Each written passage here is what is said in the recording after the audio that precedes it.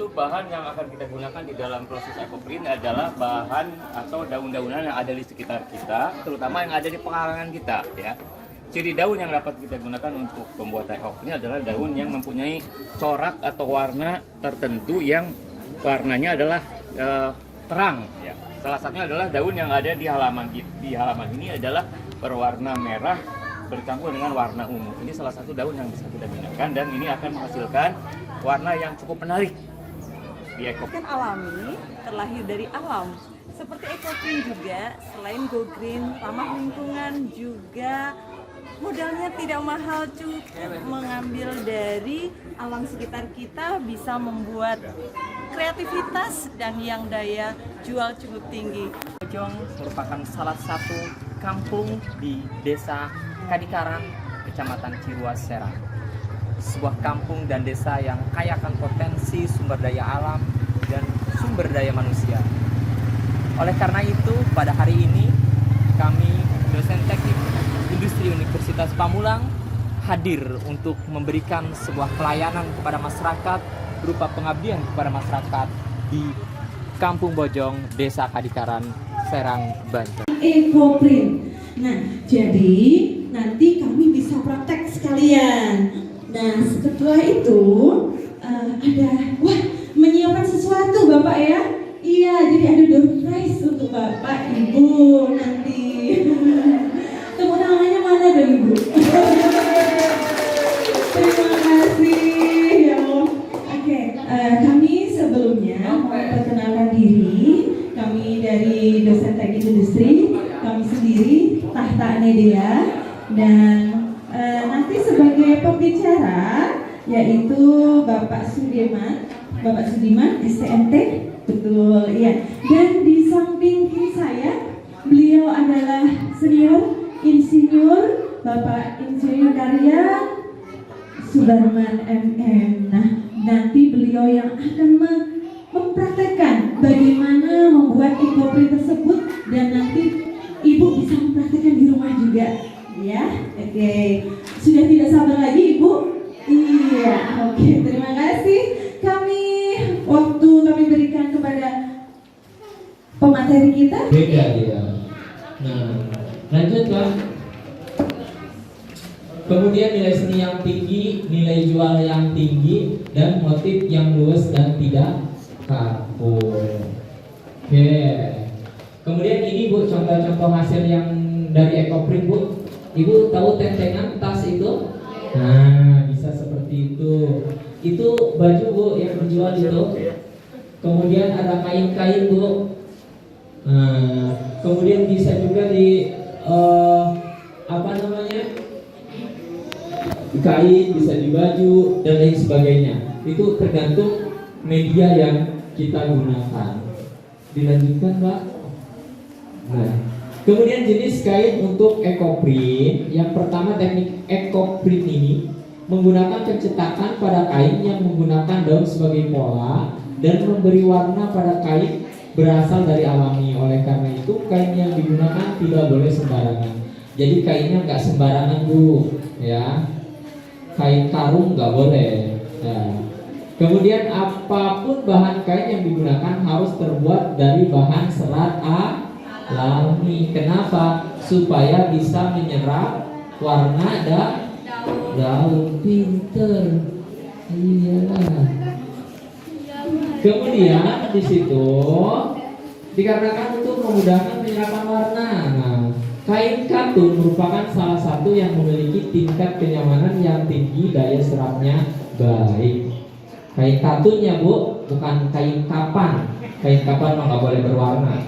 Ya, punten ya Bu. Kita sambil santai aja. Lanjut Pak. Sudah. Oh, kosong. Kemudian ekoprint itu modern. Apa ini? Modern untuk ekoprint Pak, Bu. Mordan ialah zat yang dapat berperan sebagai bahan pelapis atau pengikat warna pada tekstil sehingga yang diberikan pewarna atau motif. Jadi nggak mudah luntur Bu ya. misal daun itu kita tempelin ke kain, iya sih hijau gitu. Seminggu kemudian luntur gitu, jadi banyak tuh warnanya. Enggak ya, nanti tetap nempel.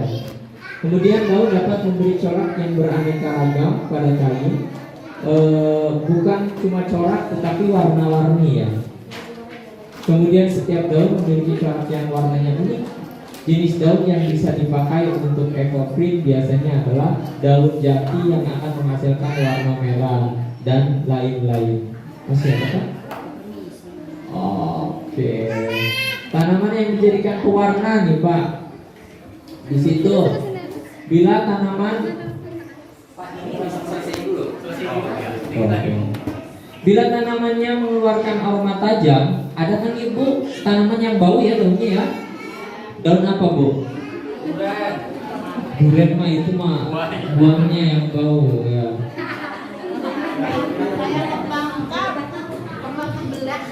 Apa itu? Adalah salah satu indikasi kalau tanaman tersebut dapat menjadi pewarna.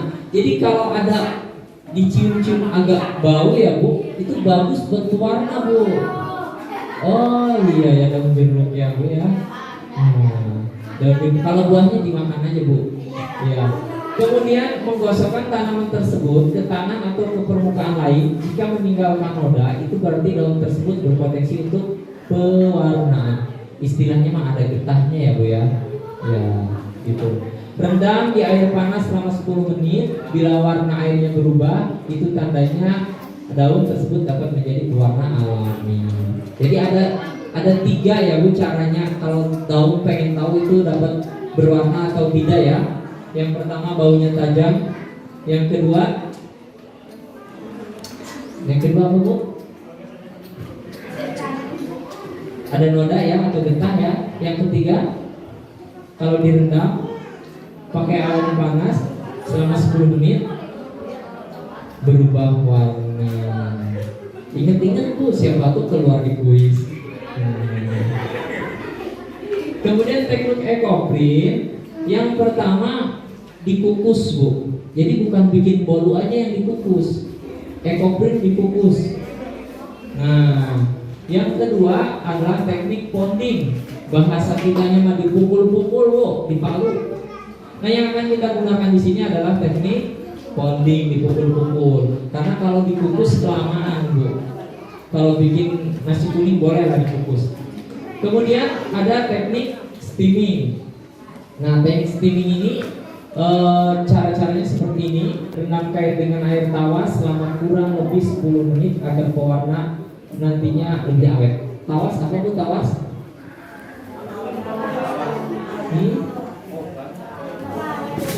Nah, harus aja diunjuknya. Ini tahu ya Bu ya. Rendam daun di dalam larutan cuka agar tanin atau zat warna daun keluar dengan maksimal. Jadi daunnya direndam pakai cuka Bu. Setelah itu bentukkan kain yang sudah direndam di atas meja dan tempelkan daun-daunnya sesuai dengan selera, sesuai dengan posisi yang kita inginkan. Kemudian gulung dengan pipa paralon, ikat dengan tali, kukus selama 2 jam. Itu adalah metodenya. Dan seterusnya. Kita lanjut. Nah, ini yang akan kita gunakan nih Bu. Ingat-ingat nih Bu. Kali aja keluar. Ini Ibu tahu nggak isinya apa? Udah dibuka Mas? Jangan dulu.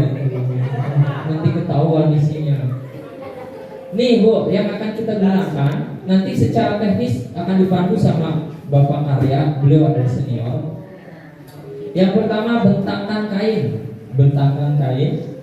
kemudian rata dan lebih dudukannya lebih kuat dibandingkan kalau kita di meja. Tapi untuk praktek kali ini kita di meja saja.